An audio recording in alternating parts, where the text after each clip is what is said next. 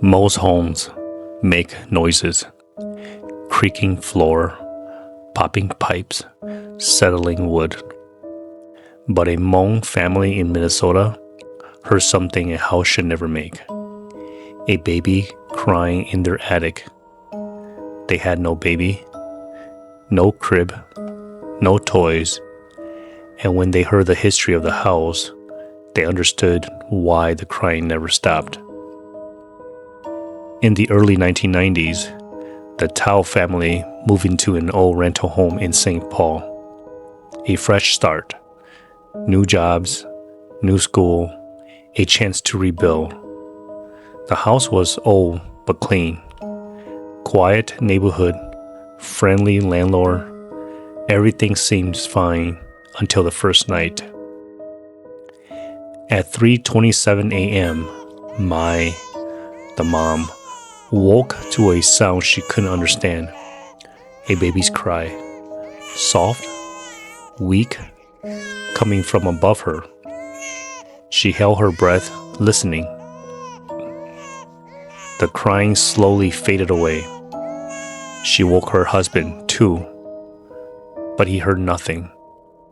She told herself it was just exhausting, until it happened again the next night, and the next.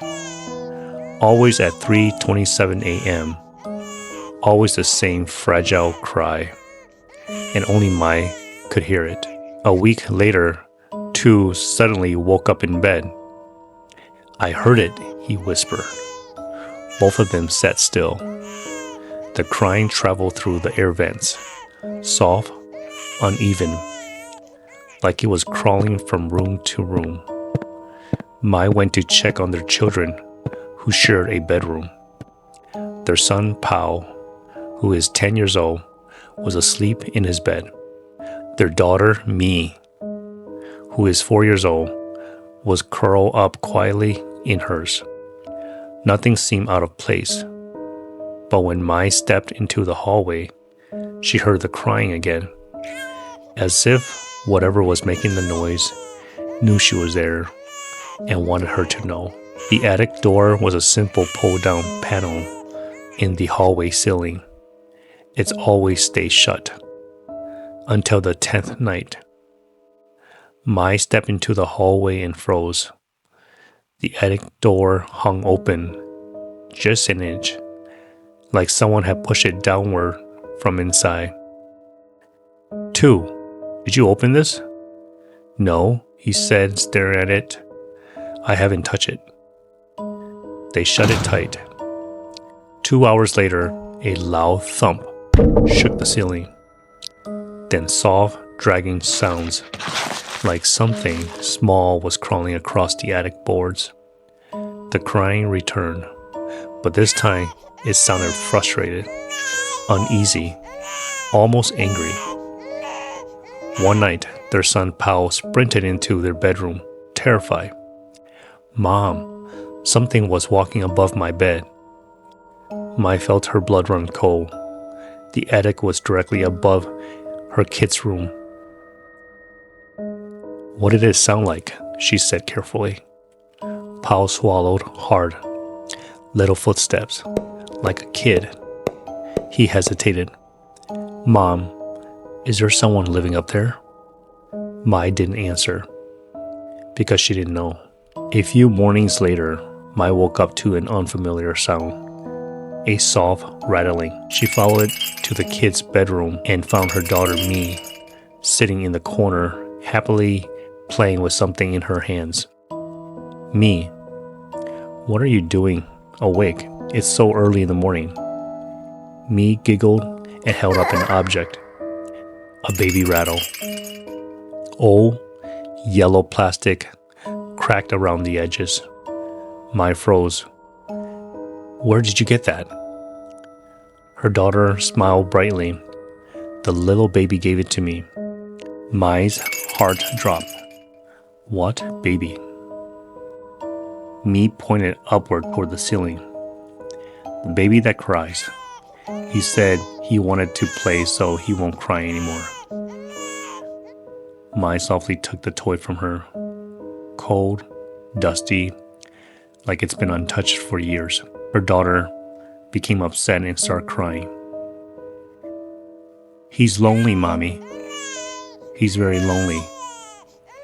Mai had never felt more afraid in her life.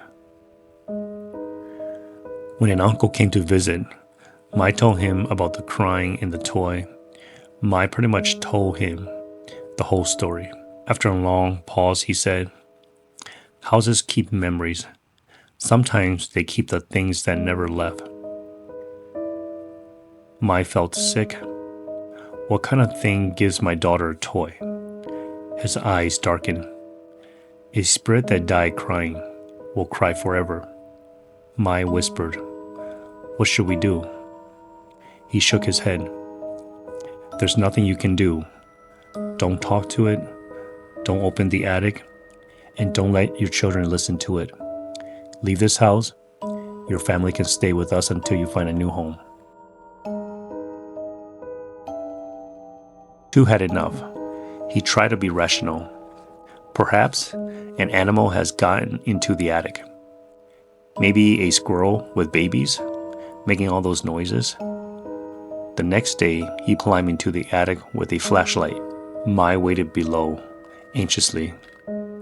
The moment Tu poked his head inside, the temperature in the attic dropped sharply. His breath turned white. He scanned the attic. No animals, no holes, no nest, no sign of anything alive. Just old boxes, insulation, and, in the far corner, a small shadow. Still, curled up. He thought it was a raccoon and shouted, "Hey, get out!" The shadow twitched, then a soft baby-like giggle came from that small shadow, and that shadow slipped under the insulation. The flashlight flickered violently. Tu scrambled down the ladder, nearly falling. He said, "We have to leave. We have to leave this place." But they couldn't afford to move, and the landlord refused to break the lease. Desperate, they asked their longtime neighbor, an older Hmong man who lived there for decades. When they described the crying in the toy, he looked pained. "I'm surprised you stayed that long," he said quietly. Then they both stared at him. Then he said, "This house has a story. Years earlier, a young couple lived here, and they had their first baby. One brutal winter night, the baby just disappeared. No sound, no struggle, no trace. Police, volunteers, neighbors, everyone searched. Nothing was ever found. The mother insisted she heard the baby crying in the attic every night. Same times, same sobs. But every time they checked, nothing was there. She became obsessed, eventually hospitalized. The father left soon afterward. The attic remained untouched for years, until Tu opened it. The following night, a storm rolled in. The crying began earlier than usual.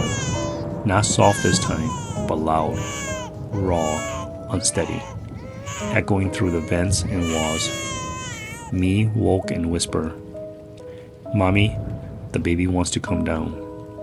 Then the attic door creaked slowly, opening by itself. Mai had enough. She grabbed the kids and ran. Tu stayed a second too long, staring up into the darkness.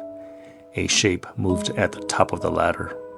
Small, quiet, rocking gently, like a child trying to soothe itself. No eyes, no face, just a silhouette. Tu decided not to wait. He also ran out the door with his family. They fled into the storm and never came back. The next few tenants didn't last long. Some neighbors said that at exactly 3:27 a.m., they hear a faint baby's cry drifting from the house. Other times, a soft rattling noise, like an old baby toy being shaken gently over and over, waiting for someone to play.